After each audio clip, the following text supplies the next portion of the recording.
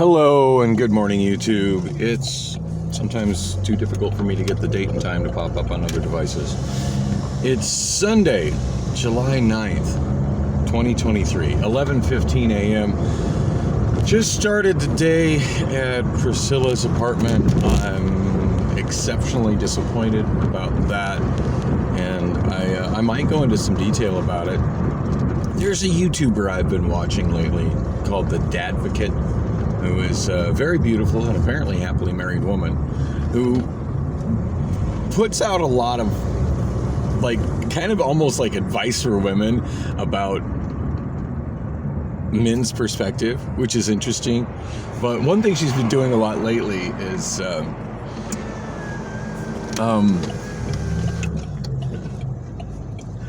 basically going off at women, mostly at women. In fact, I think it's been completely at women who are on TikTok,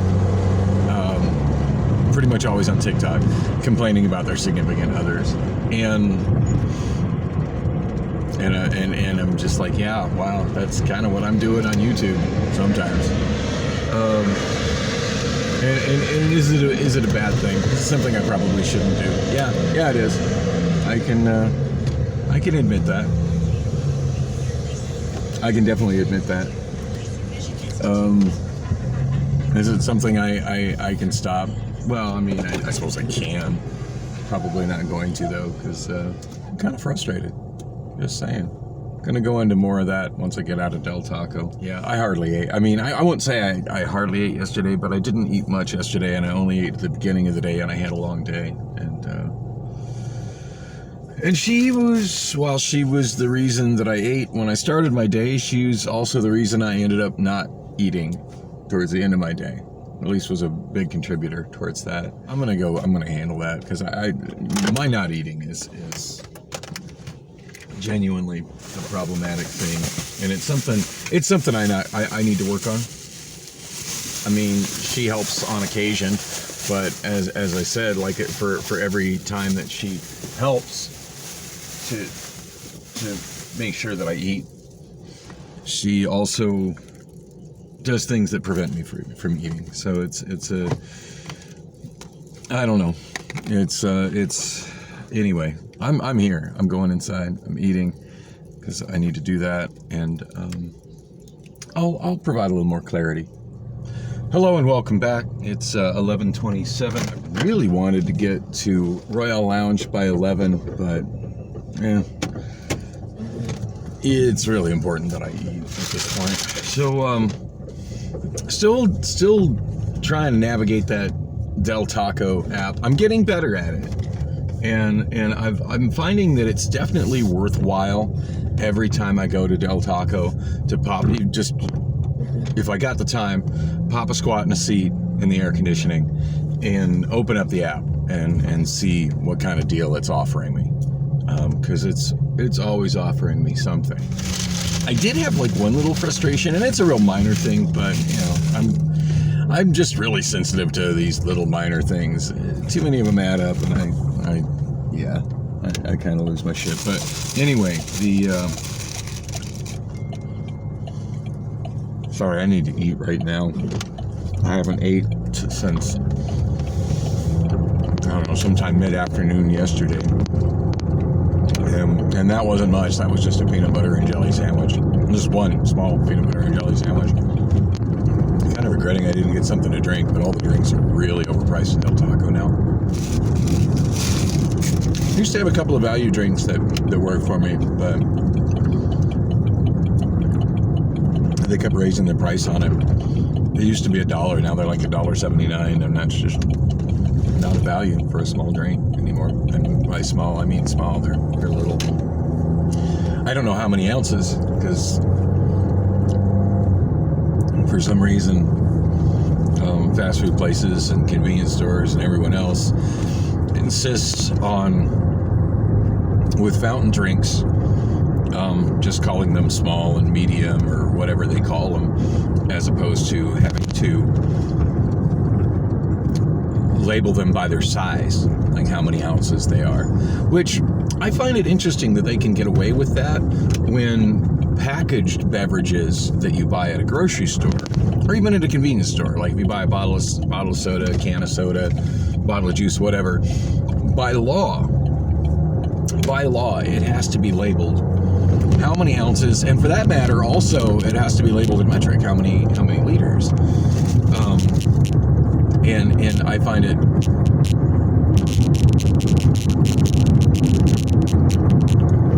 it amazing that same requirement isn't necessary for fountain drinks.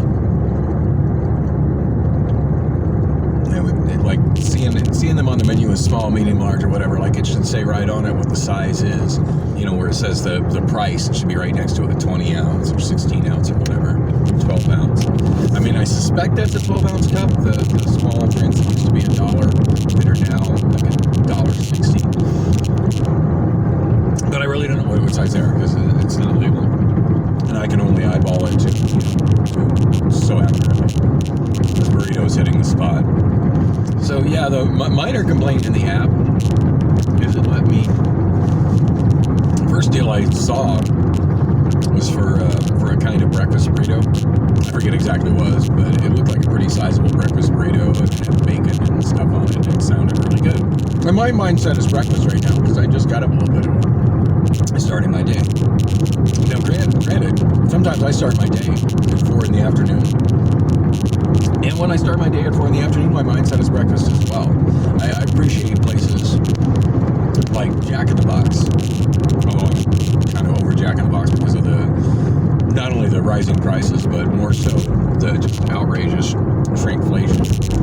And how the shrinkflation has actually ruined the quality of some of their food. I've already gone off about how much they destroyed their once great inexpensive chicken sandwich.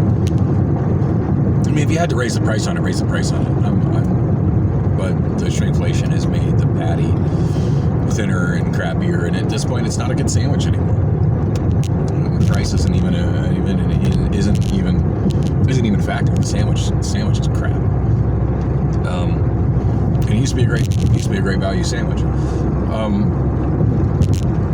But I do appreciate that Jack in the Box serves breakfast 24/7. They also serve burgers 24/7. Whatever you want to order, like that menu is available 24/7. It's the way it should be. To assume people want bacon and eggs only before 10 a.m. or 11 a.m. and would not possibly want a burger or taquitos before 10 a.m. or 11 a.m. I think it's just a very flawed way. I think it's a very flawed way of thinking because I could be craving whatever food whenever I'm craving it, and to say breakfast is the first meal of the day, but not everybody's day starts at the same time. All right, don't know where he's going with that bicycle. That area that he's at is supposed to be a no pedestrian area. Oh my God, I got the light green. All right, we got a deadbeat with the sign on the left. I did pick up another shift at HelloFresh with Anolo, so I got one for Monday night, one for Tuesday night. So yay, I don't have to be a deadbeat on the side of the road with a sign. Plus I got paid for my karaoke show last night, so there's that. And I got a credit card I can actually use again, so there's that. So I'm not gonna lie, I was getting awfully close to being the guy on the side of the road with the sign, but I hate those guys. So I'm glad not to have to lower myself to that level. And I'm gonna keep on my grind and keep trying to get these other jobs. I did just apply. Well, I started the application process for Transdev, which is the contractor that I think at this point handles all of the city buses for Valley Metro. There used to be multiple contractors, but I think Transdev has bought them all out. Anyway, I keep getting them popping up, not only on my Indeed.com job feed, but also on my ZipRecruiter job feed. And what they're offering is a lot better than what most everybody else is offering. So, at least offering to me. So, I don't know. I'm thinking it's maybe worth putting that application in, especially considering how many of these other places have told me I have a job and haven't come through with actually putting me to work. Sorry, talking with my mouth full. I am starving right now. So yeah, I thought it was kind of frustrating. I mean, it's a minor thing, and the cashier was super nice, super friendly, so that made a difference. But yeah, I sit down and I'm like, oh, that looks like a good offer. Buy one, get one free. Big old breakfast burrito. That sounds delicious. And I put it in. And one thing it used to be, even if you were going to the restaurant, even if you were sitting in the restaurant, if you used the app, you had to put a payment method into the app and pay through the app and order through the app to get the deals in the app, and which was a very tedious and annoying sort of thing to do. Well, now they've added this functionality, which I genuinely appreciate, which, it's getting hot in here. Oh, how did I not get the left turn arrow? I'm in the right spot, and the guy behind me's in the right spot, I think.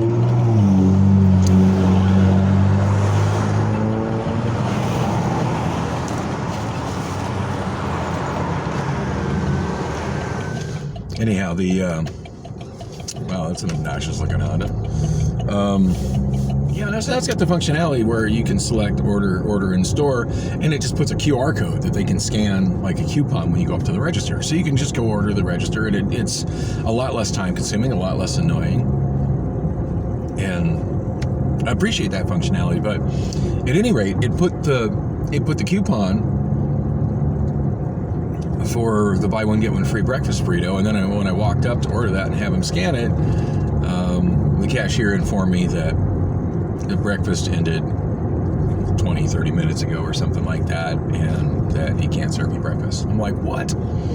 So I'm feeling like I had a lot of self-control because I didn't handle that the way that Michael Douglas's character Defense handles that exact situation at the Whammy Burger in the movie Falling Down. Because believe me, every time I get told that, especially when an app like put up a thing for me to scan to get that, part of me wants to have that reaction. It does. Anyway, my frustration not with the kid that was taking my order. That guy was awesome. A little bit of frustration with Del Taco for just not serving breakfast 24/7, or breakfast during their all times at which they're open. But bigger frustration with the app for when I clicked to order it in the store, for even giving me that option. If it's not available to order in the store, don't give me the option. Like maybe one, or give me the option, but when I click on it, say breakfast is only served before 11 a.m. and it's 11:20. Please select another option. Something like that. Why can't these people that program these apps do this? Why can't I get a job programming? I mean, I don't know how to program, but my God, why can't I get a job troubleshooting these apps, like going through them and using them and getting paid for it and explaining the things they need to get fixed for the people that do the actual coding? I would love to get a job doing that, because I see the thing. I see where the systems are broken, and I can generally imagine the solutions to all these broken things. But nobody wants to hire me to solve any problems, and it's frustrating. Except for Royal Lounge, who has hired me to make their karaoke better, and I think I succeeded in that yesterday.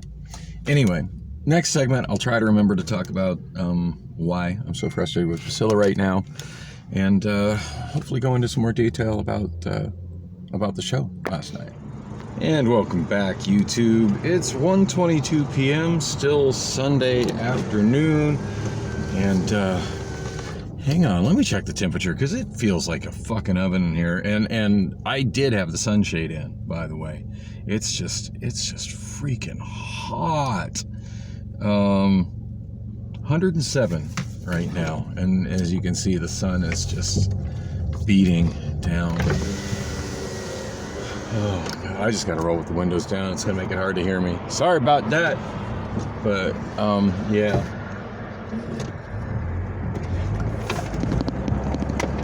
So I got everything in the car but the suitcase. I got it stashed at the bar. And to be fair, I probably could have squeezed it in the car if I absolutely had to. But I'm kind of planning on coming back to that bar later tonight, just to hang out with the DJ. I want to have a good kind of relationship with him, like I had with Gary. over at, oh shit, Cambridge just kind of sneaks up on me.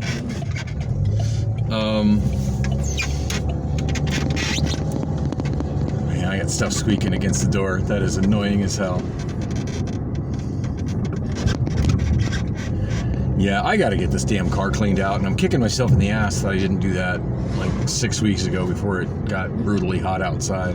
Because doing that kind of stuff in 107-degree heat is just not pleasant, and doing it in the dark and 90-degree heat, 95-degree heat is not pleasant either. And then I can't see what the fuck I'm doing. So I don't know.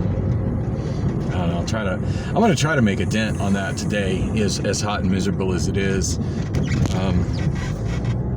I did notice I got quite a bit of recycling in the back seat, and I can at least run that to my storage. I don't think I want to run any of my karaoke equipment to my storage though, for now, because I'm trying to get into my storage to get a Laserdisc player out for Greg, and no, I still haven't touched base with him about that. So he might have changed his mind or went somewhere else to get the player by now, and that would be completely on me. No hard feelings on Greg if that happened, but yeah, I need to get a path. I need to make a path to my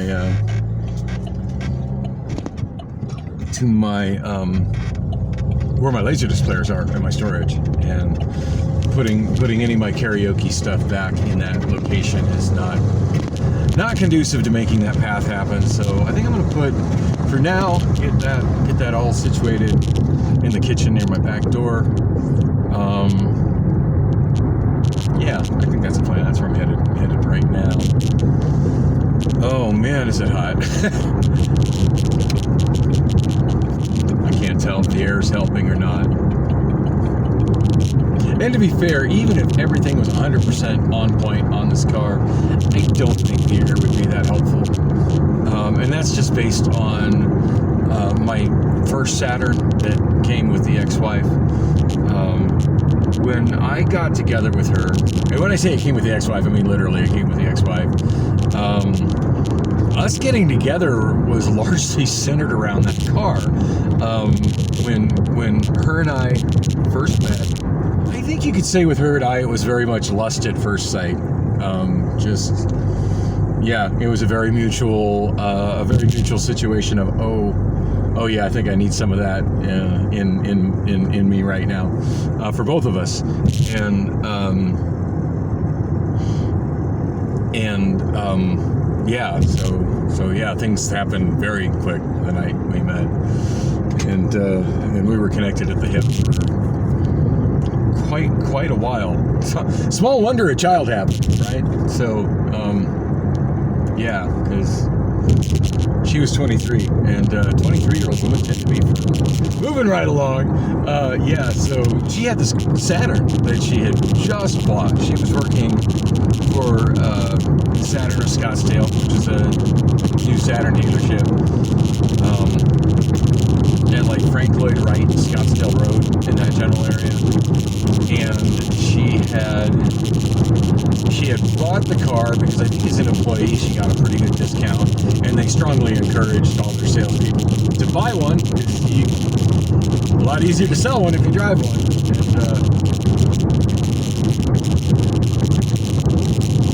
And probably wasn't the wisest investment on her part. She didn't really have any, she was living paycheck to paycheck, and wasn't making particularly great money, and was living with her parents. And the apartments where that cute petite chick that I stayed the night with over at my other friend's place on the west side lives with her parents. Go figure. Well, that's not a good place to park. Yeah, so she was living there with her parents and didn't really have any money put away, and financed this car, which by today has a pretty damn low car payment, but still, like, it had a, I don't remember, I made that payment. I made almost every payment on that car, and you think I would remember how much those payments were, but I don't. It wasn't like an obscene amount of money, but it was a sizable chunk of change. And the real expense on that car wasn't even the fact that it had a car note, a car payment every month. So Saturns were always a good value vehicle, and I'm sure she got an amazing deal on the financing. especially being an employee there. But the biggest issue is you have to have full coverage insurance when you have a financed car, as opposed to the cheap insurance that I've got, which is just absolutely the bare minimum liability coverage. Actually, I've got a little bit more than that. I do have uninsured motorist coverage to cover medical for myself and any passengers I have in the car. Just because there's a lot of uninsured motorists in Phoenix and unlicensed motorists in Phoenix. And yeah, if something happens to the car, whatever, the car's a beater. But if something happens to me or one of my kids or one of my friends while an unlicensed or an uninsured driver hits us, for as little as that adds to my insurance policy, I feel like that's something worth having, should that situation arise. Anyway, speaking of insurance, right when I was leaving the bar, there were two guys that were playing pool while I was inside. There were the only other guys in the bar as I was finishing packing up, and one of them asked, you got, because I got the cracks, visible cracks in the windshield. It's like, hey, you got windshield coverage? I can hook you up on a windshield. Yeah, everybody can hook me up on a windshield, dude. It's Arizona. There's places advertising on the radio all the time, free steak dinner and a whole bunch of other bullshit if you let them replace your windshield for free. So yeah, no, that's not really a hookup. That's just taking advantage of a rather screwy insurance law that somehow managed to get passed here in Arizona. And come on now, if I had glass insurance, do you think I would be driving around with a cracked windshield? Hello. Anyway, like, I'm just trying to help. I'm like, yeah, okay, thank you, I guess. Anyway, so back to Daniela and the Saturn that came with her. So she had just bought the thing, and I don't even think she'd had it a month when she lost her job. In fact, I think, now that I'm thinking about it, she still had the job when I met her. I think the car,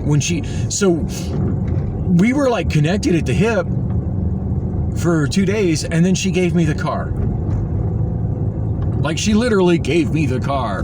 Didn't give me the car, but like gave me the car. Here, take my car. And there's a lot more to this story, and I feel like I've told it on this vlog before. And do I have time to do it? No, because I'm in a car that has a bad cooling system, and it's hot as hell, and I just need to get home and get all my equipment out of it. So, but try to make the long story short as I go down the alley. So yeah, she kind of, the car kind of came with her, and shortly thereafter the responsibility of paying for the car and its insurance. It was a good arrangement. I honestly absolutely loved my wife, and at that time I was convinced she was the best thing that had ever happened to me, bar none. Everything was great. The sex was great. I mean, she was not the most attractive woman, but she was well within what I've been comfortable with, and certainly being 23 made up for other shortcomings. Also, it came with a new car, so that was that. Although it was a new car, it came with a bunch of expenses. But I was making enough money I was making enough money to cover the expenses, and I didn't have a car, and I didn't really have the kind of money to buy a car, like pay cash for a used car, and I was not interested at all in being obligated to a car payment of my own. But I was certainly down to make sure she didn't lose that, since oh my goodness, wow, I just met you and you were pregnant. I guess we're gonna be a family, and probably should have a family car. So I did what I had to do to make sure we had that covered. And the thing that I was trying to get to with that, now that I'm like here, is that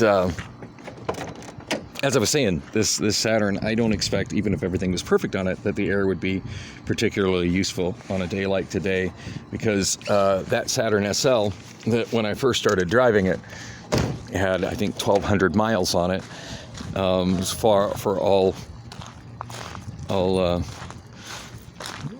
was essentially a brand new car. that car had, getting the shade here. That car had,